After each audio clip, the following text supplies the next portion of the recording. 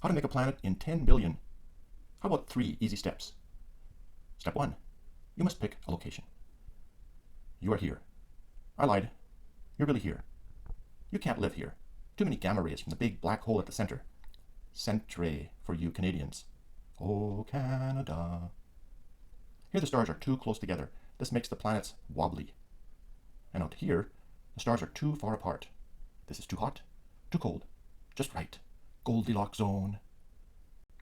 This is a solar system. Actually, this is a good solar system.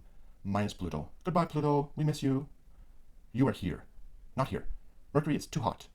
Venus has global warming. Mars is too cold. Besides, Matt Damon is stranded there. Earth is just right. Earth. The Earth is amazing. It's blue, has water, is the right temperature. It's just right for life. That brings us to our second point. Step 2, life, and lots of it. The Earth has lots of life. That was easy. Do you know what the biggest living thing ever was? Is it a dinosaur? Nope. Is it the government? Possibly. That does get really big. And don't say the internet. It's not technically alive. It's a fungus. Mushrooms are fungus. Fungi. They like to grow in the dark. The biggest fungus is in the state of Washington and covers 4 square miles and has killed hundreds of trees. You could say a humongous fungus is among us. That brings us to the third step we need to make a planet. If we're going to live on the Earth, we're going to need to learn how not to kill each other, at least not too much. That means we need to learn how to care for each other. We need love, peace, truth, and justice. I believe in truth, but I'm also a big fan of justice. A lot of people have said that we need to love each other. For example, here are 2 guys who lived about 600 BC. Buddha lived to 80 when he ate mushrooms and then he died. Zoroaster lived to 75. We all know that we need to love people and mushrooms, but they both can kill you. Loving others is not easy. I said this part was not easy. Anyway, so after that, Jesus came along. He told people to love one another, turn the other cheek, and to love your neighbor, that sort of stuff. So they killed him. No mushrooms were involved. But he decided, I'm not staying dead.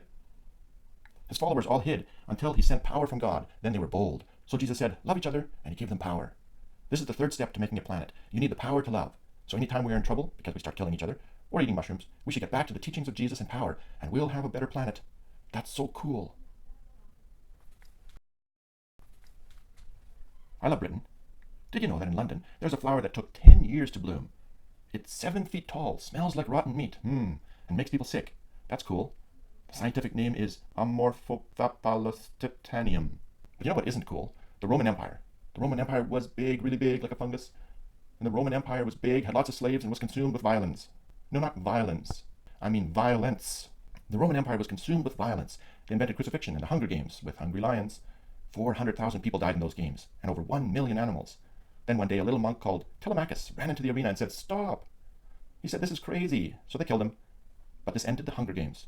The Roman Empire also had lots of slaves, and Christians helped to free slaves. Now, whenever slavery rears its ugly head, yes, that's how ugly slavery is, some people end it by getting back to the teachings and the power of Jesus. For example, in England, there was a fellow named Wilberforce in 1785, and he started to reform his life and the nation. He worked 20 years to get Parliament to end slavery. That's about the amount of time it takes to get 2 of these flowers blooming. He also helped nations around the world and worked to end cruelty to animals. He died, and 3 days later, the Slave Act of 1807 was passed. Blood's been spilled! People seem to die when they want to do good things. In America, there was also slavery. Then Abraham Lincoln came along, got rid of his wig, and started a new party. He stopped slavery, and they shot him. So back to my 3 easy steps. Maybe they're not so easy. You need a good location, lots of life, and lots of love and power. Maybe it takes someone dying to get the love and power. But I'm moving to Mars, where no one dies, and I can grow potatoes with Matt Damon. The end.